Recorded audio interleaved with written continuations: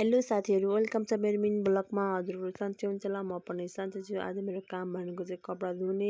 मेरो कपडा चाहिँ कति धेरै दिन भयो थियो कि नधुएको, त्यही भएर धेरै छ मेरो कपडा चाहिँ। आज कपडाहरू तन्नाहरू धुँदैछु, यति धेरै छ। अनि मजाको घाम पनि लागेको थियो, मैले कपडा सपडा धोएर अनि सुकाउँदैछु। हाम्रो घरमा चाहिँ कुकुरहरू छ, भिडियोमा देखिरहेको छ, इग्नोर गरिदिनु होला। त्यसपछि मैले कपडा सपडा सुकाएँ।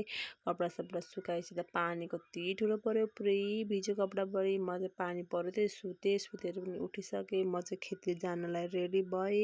यो चाहिँ हाम्रो टमाटर बारी सबै रोगले खायो, टमाटर बसेन एकचोटि चाहिँ। यता चाहिँ हाम्रो मकै, त्यसपछि म खेततिर हिँडेँ। हाम्रो बाटो चाहिँ सानो छ खेत जाने, त्यही पनि यस्तो पानी पुरा चिप्लो भइरहेको के। म चाहिँ पुरै बाटो देखाउँदैछु। म चाहिँ गएँ खेतमा पुगिसकेँ। हाम्रो धान चाहिँ यस्तो भयो, तपाईँहरूको घरतिर कस्तो भयो धान?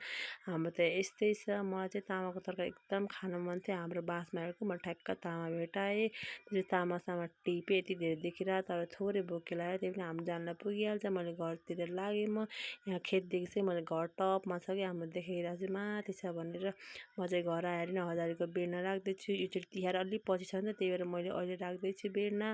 गरौँ उमार्दैछु। त्यसपछि अस्ति राखेको भएन, अहिले चाहिँ राखेँ मैले। हाम्रो घरमा खुर्सानी पनि लगाएँ।